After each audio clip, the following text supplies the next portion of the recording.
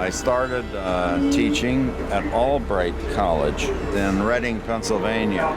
It was so inspiring that I thought, maybe I could be socially constructive if I did this on a regular basis.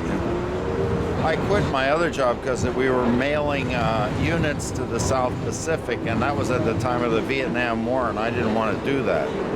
I wasn't going to contribute to the war, even indirectly in any way. See, teaching, I could at least instruct people how not to work, how not to go into the military service, how not to learn all the shit that was being taught in the regular courses at the time, how not to make films, for example, in my case, and wound up at Antioch College, which is a perfect place to teach how not to do things. So around 1972, 73, when Tony is working still with Beverly Grant out in Antioch, he finds himself taking care of their child, Ted, and he finds himself in the traditional role that women have found themselves in for millennia, which is caring for a child. So he decides that he's going to take on that persona in his filmmaking as well.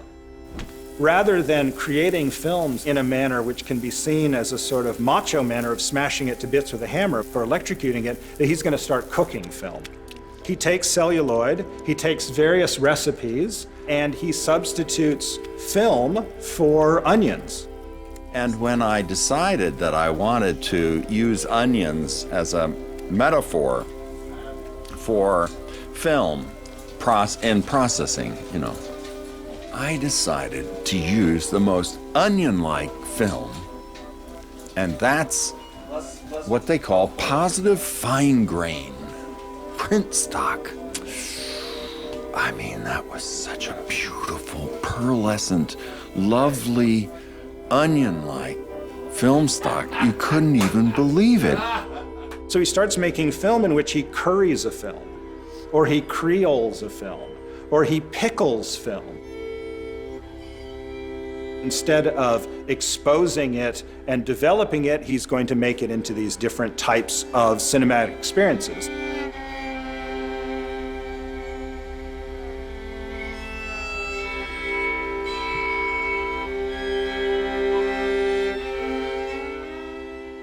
It was a very, very productive time for me, but no matter how productive it was, there wasn't much to say or do to anyone else about it unless I left town, went someplace else.